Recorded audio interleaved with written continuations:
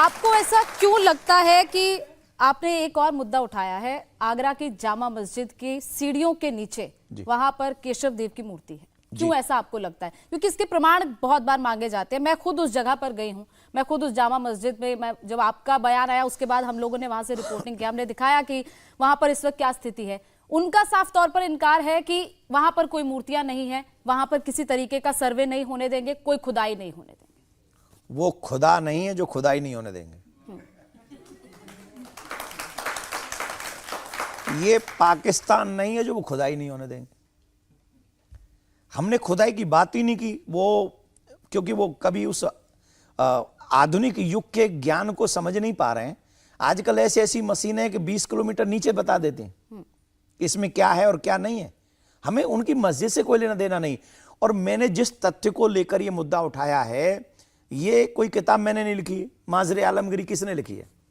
वही औरंगजेब का शागिर्द मुश्ताक अली खान। वो कोई हिंदू नहीं था, वो कोई क्रिश्चियन नहीं था। न तो वो मुश्ताक अली खान वो हिंदू था, न क्रिश्चियन था। न वो क्रिश्चियन है न वो हिंदू है। उसी ने किताब लिखी है, उसी के तथ्यों को हम पढ़ रहे हैं, उसी के तथ्यों को पढ़ के हमने केस किया है।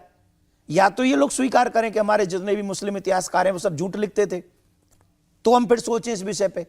अगर ये कहते कि वो सच लिखते थे तो फिर ये डिनाई कर ही नहीं सकते, क्योंकि ये लिखा ही उसने।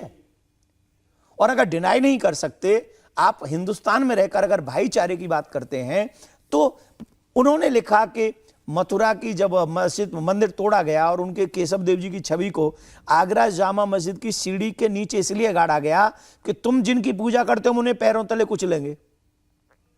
संविधान हमको राइट देता है, संविधान कहता है सब लोग अपने अपने भगवान की पूजा करें, अपने अपने देवी देवता अपने अपने हिसाब से, किसी को कोई रोक टोक नहीं होगी, कोई किसी का अपमान नहीं करेगा।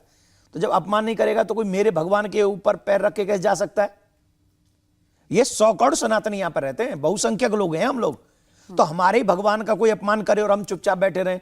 As far as Mushtaq Ali Khan ने अगर ये लिखा है, माजरे आलमगीरी में अगर ये है, तो इसके लिए मुझे आवाज उठानी होगी। और मुझे ही नहीं, जिन जिन के पूर्वजों ने कभी रामकृष्ण की पूजा की है, जो भागवत सुनते, जो रामकथा सुनते, जो शिव पुराण पढ़ते हैं, उन सबको अपने अधिकार की बात करनी चाहिए। और जब तक ठाकुर जी उस जामा मस्जिद की सीढ़ी में अगर हैं, जब तक पता नहीं चल जाए अगर हैं, तो तब जब तक वो मथुरा ना पहुंच जाए, तब तक किसी को चैन की रोटी नहीं खानी चाहिए, ऐसा मेरा मानना है। लेकिन